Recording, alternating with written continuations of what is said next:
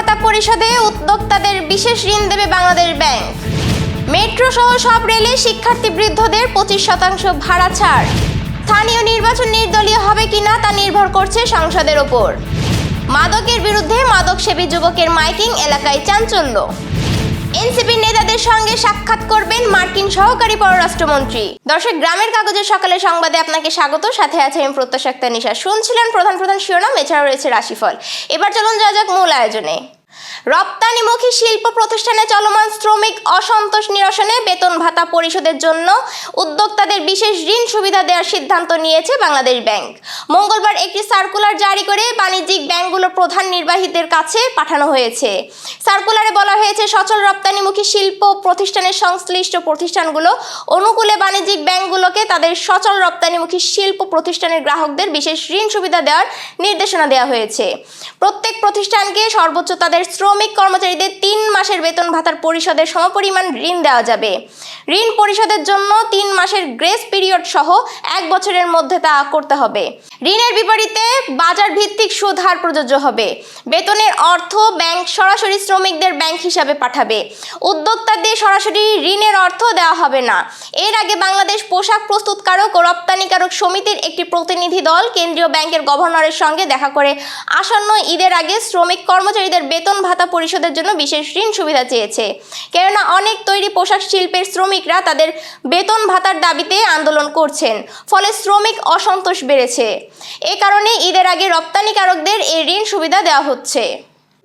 Metro rail সহ দেশের সব ধরনের রেল সেবায় প্রতিবন্ধী ব্যক্তি, শিক্ষার্থী এবং 65 বছরের বেশি বয়সী নাগরিকদের জন্য 25% ভাড়া ছাড় দেওয়ার ঘোষণা দিয়েছে সরকার। মঙ্গলবার সচিবালয়ে সড়ক পরিবহন ও সেতু, রেলপথ এবং নৌ পরিবহন মন্ত্রী শেখ রবিউল আলম সাংবাদিকদের সঙ্গে আলাপকালে এই সিদ্ধান্তের কথা জানান।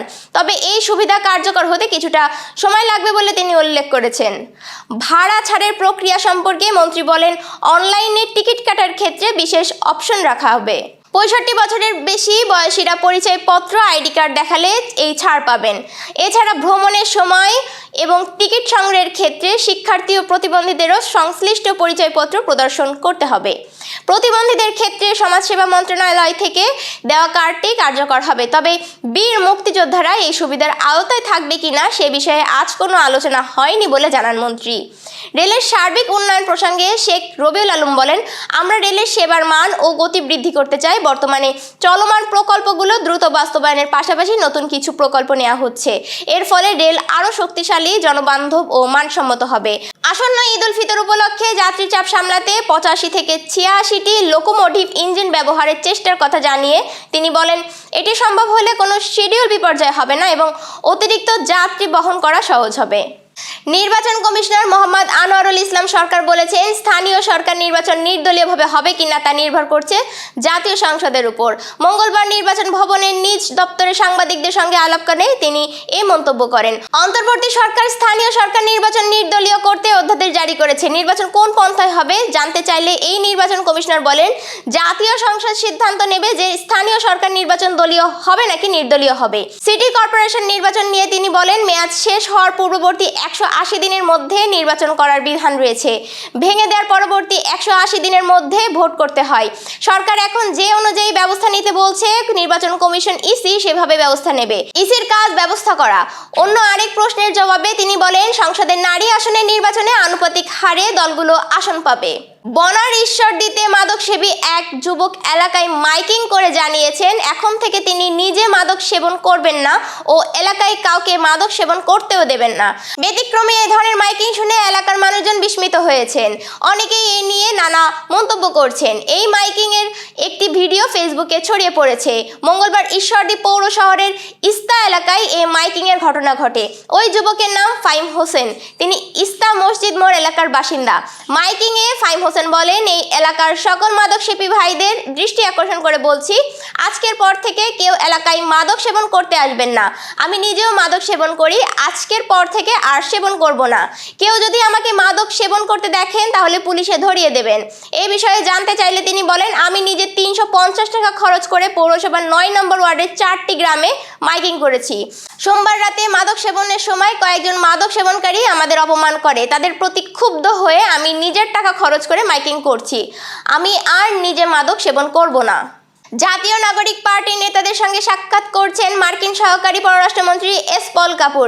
বৃহস্পতিবার সকাল 10টায় এই সাক্ষাৎ অনুষ্ঠিত হবে। সাক্ষাতের স্থান দলটি থেকে জানানো হয়নি। বিএনপি নেতৃত্বাধীন সরকার দায়িত্ব নেওয়ার পর যুক্তরাষ্ট্রের প্রথম উচ্চ পর্যায়ের সফরে আজ ঢাকায় এসেছেন দক্ষিণ ও মধ্য এশিয়া বিষয়ক মার্কিন সহকারী পররাষ্ট্রমন্ত্রী পল কাপুর। এর আগে সোমবার ঢাকার মার্কিন দূতাবাস থেকে এক বার্তায় পল কাপুরের সফরের বিষয়টি জানানো হয়। এতে বলা হয়, সফরের লক্ষ্য যুক্তরাষ্ট্র বাংলাদেশ কৌশলগত সম্পর্ক আরও জোরদার করা। সফরকালে অ্যাসিস্ট্যান্ট সেক্রেটারি কাপুর নতুন সরকারের বিভিন্ন কর্মকর্তা এবং ব্যবসায়ী নেতাদের সঙ্গে বৈঠক করবেন বলেও জানানো হয়। দর্শক, এবার চলুন জেনে নিই কেমন যাবে আপনার আজকের দিন অর্থাৎ 4 মার্চ রাশিফল। মেষ রাশি, আজ ঝুঁকি নিলে সুফল মিলতে পারে, তবে হঠকারিতা এড়ান। বৃষ রাশির পুরনো কোনো পরিকল্পনা বাস্তবায়নের পথে অগ্রগতি হবে, স্বাস্থ্যের প্রতি খেয়াল রাখুন। মিথুন রাশির নতুন পরিচয় ভবিষ্যতে উপকারে লাগতে পারে, তবে গোপন কথা শেয়ার করতে সতর্ক থাকুন। কর্কট রাশির আর্থিক বিষয়ে ইতিবাচক পরিবর্তনের ইঙ্গিত, আটকে থাকা টাকা পেতে পারেন। সিংহ রাশি, নিজের সিদ্ধান্তে অটল থাকুন, নেতৃত্ব গুণ প্রকাশের সুযোগ মিলবে। কন্যা রাশির কর্মচাপে কিছুটা ক্লান্তি আসতে পারে, পরিকল্পিতভাবে কাজ করলে সাফল্য নিশ্চিত। তুলা রাশির বন্ধুদের সহায়তায় জটিল সমস্যার সমাধান হবে, প্রেমের সম্পর্কে অগ্রগতি। বৃশ্চিক রাশি, কর্মক্ষেত্রে প্রশংসা পেতে পারেন, পরিবারের কারো স্বাস্থ্যের বিষয়ে চিন্তা বাড়তে পারে। ধনু রাশির দূর যাত্রা বা নতুন শিক্ষার সুযোগ মিলতে পারে, ঝুঁকিপূর্ণ বিনিয়োগ এড়িয়ে চলুন, আত্মবিশ্বাস বাড়বে। মকর রাশির গোপন শত্রু থেকে সতর্ক থাকুন, ব্যবসায়িক আলোচনায় লাভের সম্ভাবনা। কুম্ভ রাশির সহযোগিতার মাধ্যমে সাফল্য আসবে, দাম্পত্য বা প্রেমে ইতিবাচক পরিবর্তন। মীন রাশির কর্মক্ষেত্রে চাপ বাড়তে পারে, তবে পরিশ্রমের ফল মিলবে, স্বাস্থ্যের যত্ন নিন। দর্শক, এই ছিল এখনকার আয়োজন। সব খবর সবার আগে জানতে ও দেখতে চোখ রাখুন গ্রামের কাগজের ইউটিউব চ্যানেল ও ফেসবুক পেজে। আপনাদের কোনো প্রশ্ন বা তথ্য থাকলে জানাতে পারেন কমেন্ট বক্সেও। এতক্ষণ সাথে থাকার জন্য শুভেচ্ছা। আমাদের পরবর্তী সংবাদ দেখুন বেলা 12:30টায়। শুভ বিদায়।